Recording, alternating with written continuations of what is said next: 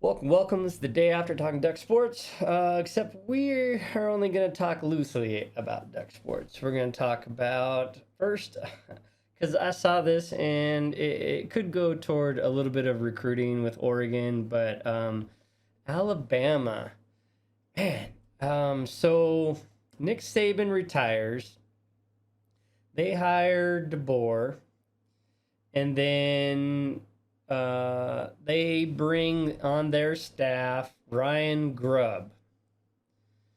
And, well, that's where things get a little bit crazy because Ryan Grubb says, "Hey, I'm your offensive coordinator." And then apparently he was already in a deal with the Seattle Seahawks as the offensive coordinator for Seattle. Now, they didn't tell any of the recruits because the the winter transfer portal was still open.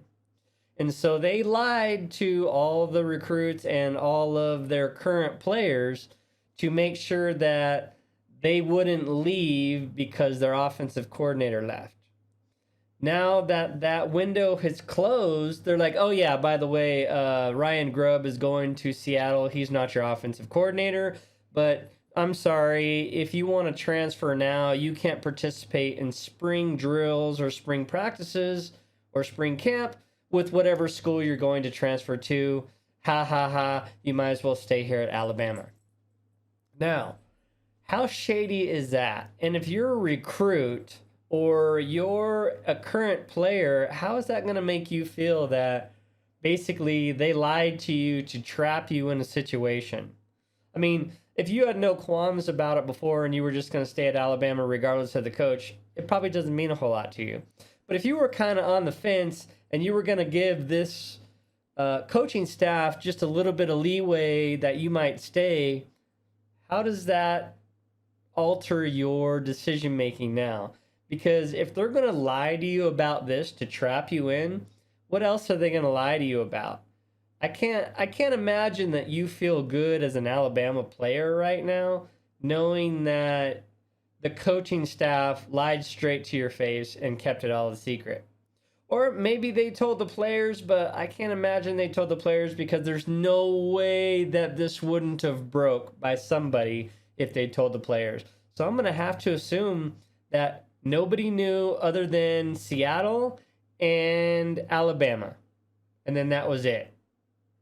And then now that the transfer portal window has closed, and you would have to wait for the spring window, which means you can't participate in spring camp with whatever school you're transferring to. Alabama's like, "Oh yeah, by the way, Ryan Grubb's leaving and he's the Seattle Seahawks offensive coordinator." I don't know. That's just shady. A shady recruiting. If I was a recruit at Alabama and I wanted to leave now, I would totally sue and go to the NCAA and ask for a waiver for being dishonest and misled by Alabama and leave anyway. This is one more thing that the NCAA is going to have to fix with this transfer portal thing is you can't have coaches misleading players to trap them into situations to make it unwarranted for them to leave. That's just not right, and that's not in the spirit of the whole transfer portal thing. So, with that, we're going to go ahead and put that away, and now we're going to talk about the other one. So, UCLA lost their head coach. Chip Kelly is going to take a demotion and go to Ohio State and be the offensive coordinator of Ohio State. On one hand, that's really good for UCLA. Chip Kelly just wasn't ever going to get it done there. And the fact that they don't have to pay for his buyout just goes even more toward that being the right decision for UCLA not to have fired him when they did. I don't know if they asked him to leave or kind of what the deal was there, but UCLA doesn't seem all that upset about it, and I don't think they should. Now, the other side of that is there was a lot of talk about, everybody was like, "Oh, Pete Carroll, he doesn't have a job now. He's the perfect hire." And here's my thought about that. is UCLA already tried that experiment with Chip Kelly, right? They got a coach in Chip Kelly that was basically fired from the NFL, and he was a good or great or whatever, however you saw him coach in college. So they said, hey, come on back and be this coach. And this is exactly what a lot of people want them to do with Pete Carroll. Pete Carroll won championships at USC. They think, oh, well, Pete Carroll must be a great college coach. You should come on back, Pete Carroll, and go into UCLA and rebuild UCLA's program because they're headed to the Big Ten and it's not looking good for UCLA in the Big Ten. Now, the only problem with that is, I think, in my opinion, that what happened with Chip Kelly was the game passed him by. When he came on board, he was the guy that was changing college football. He was the one that was innovating. When he left, everybody else took that innovation and took it a step farther. And then what happened is you had NIL and all that other stuff happen, and that took it a step farther. So now you got the offensive has progressed past where Chip Kelly was.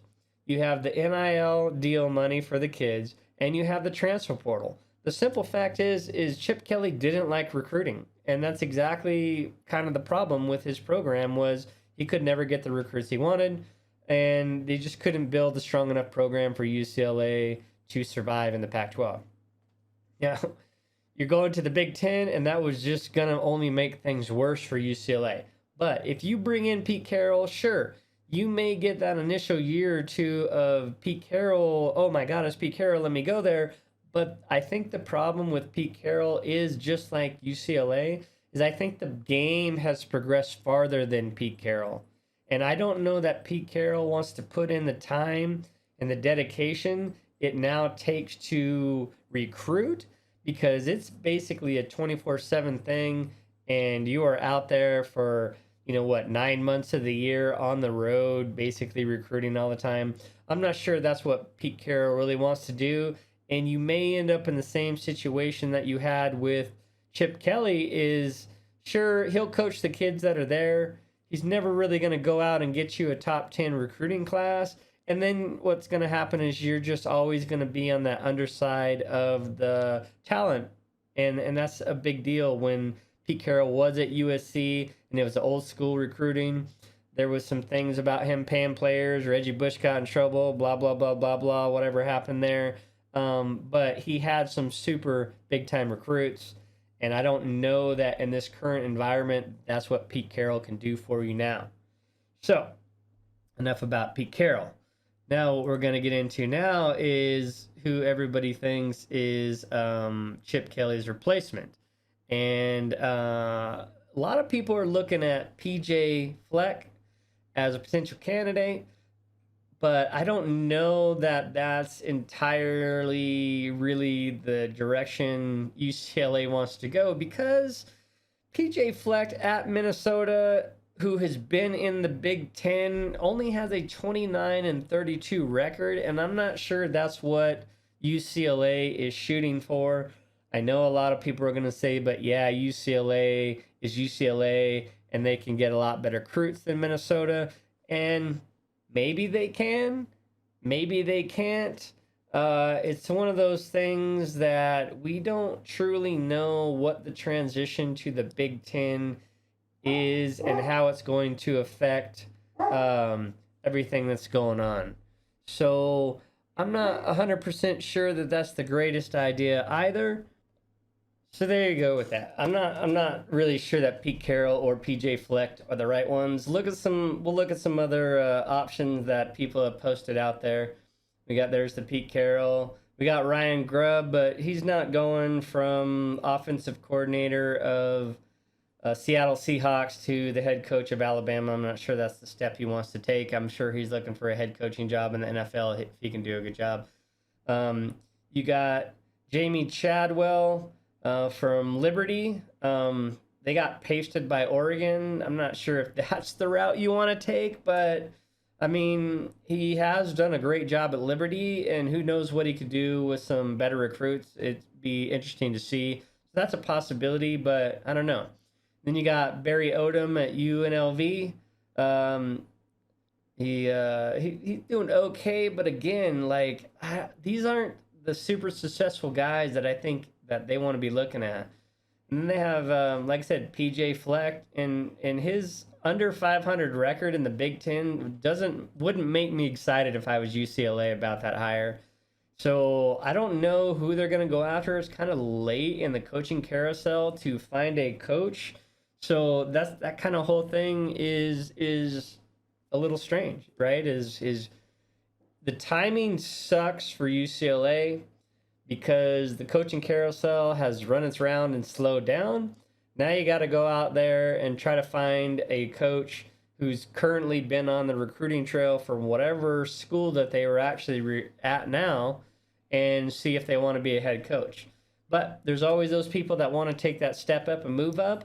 If I was UCLA, I probably would look for a up and coming offensive coordinator or defensive coordinator somewhere, kind of like what Oregon did, because I think Oregon is kind of a hit and run. So maybe they're looking at a Georgia assistant, or a Texas assistant, or somebody like that. I don't know, but it'll be interesting to see what happens to UCLA.